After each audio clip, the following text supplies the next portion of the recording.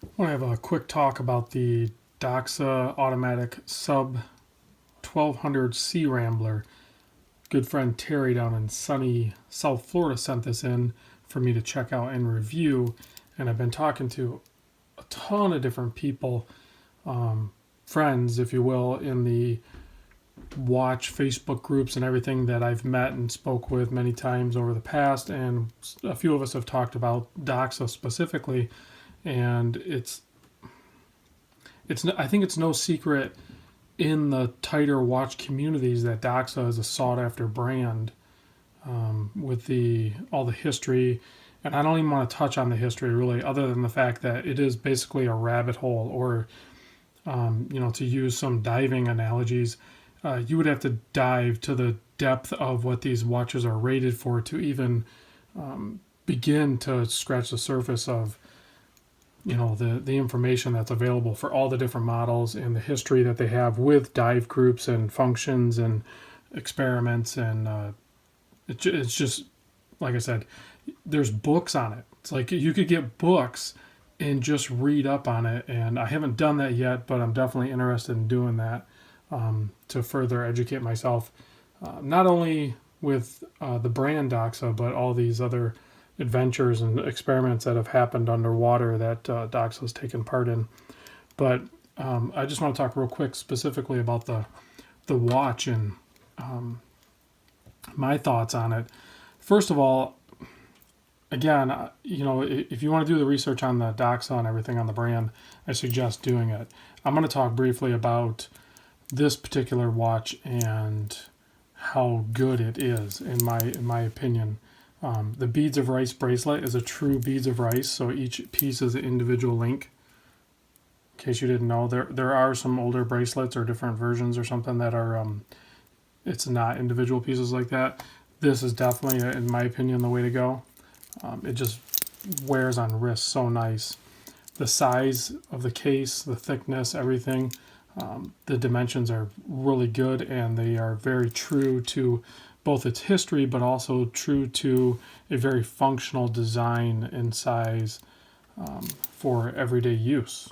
I don't know how it was. I mean, it's obviously intended to be a dive watch, but you could wear this thing every day easily. I wore it for a few days and did not want to take it off, so I want to get this this video made and done so I can get this watch back to Tere before I try to assume ownership of it. So when we talk ownership, what you get when you purchase the watch is this cool packaging and this tube and everything. Very simple but unique to the brand. I really do like it. Comes with its own little screwdriver and some warranty card. And then obviously you have the watch. And there's a few different colorations. Big fan.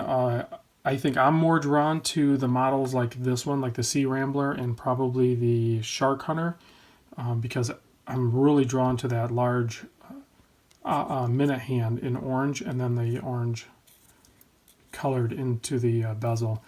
Bezel action is just precision. I mean, it's everything that you would expect a bezel to do, and it's done correctly. It doesn't have any weird play or anything like that. It's just precise and it just works. Everything about the watch is done that way. The knurling here on the bezel matches the crown. This has a high grade ETA 2824 movement in it, and it's running great. You can look at there's squares everywhere, so like the indices all have like they're square in shape with the loom applied in the center of them, and then even the hands, if you look at them when you get down towards the post, they're also square.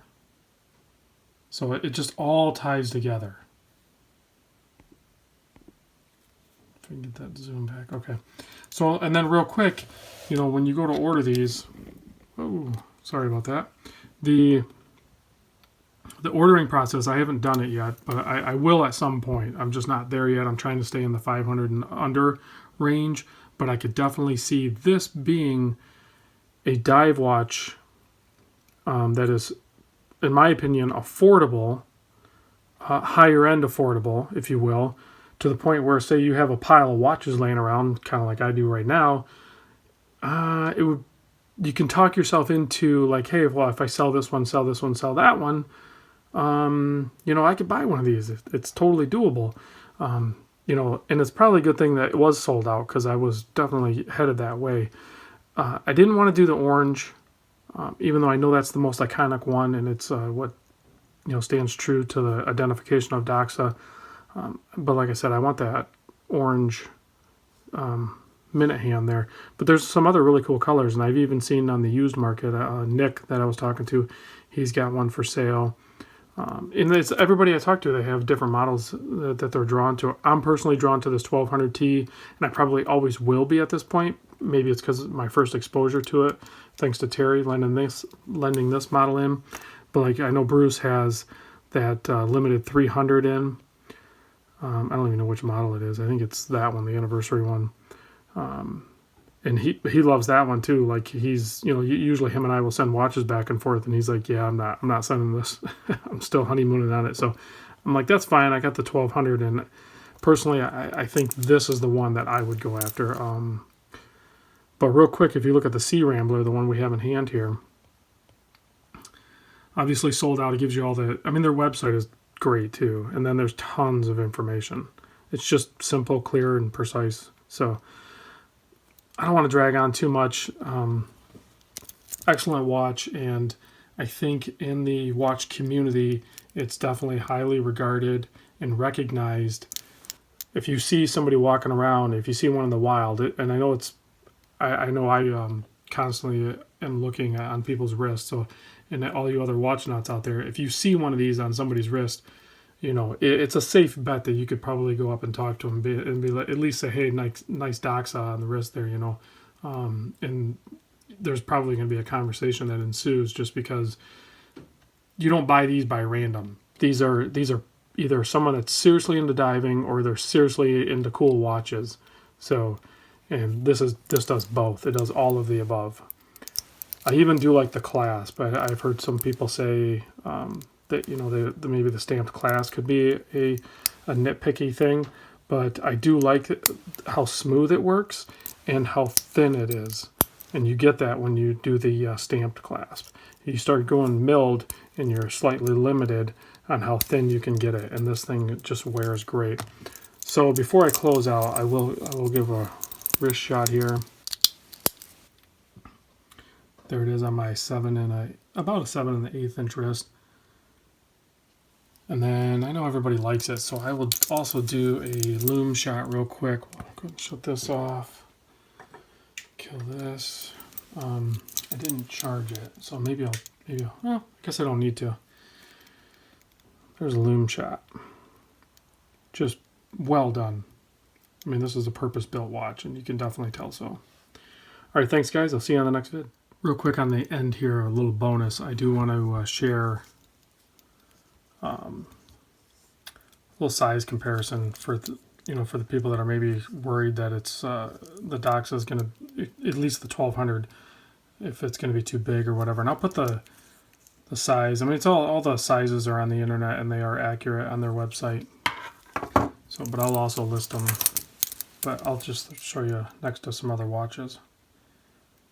Like it's not too big. If you're worried about it being too big, it's not. If you can wear a Monster or a Turtle or an SKX, you can wear a Doxa. No big deal. Totally doable.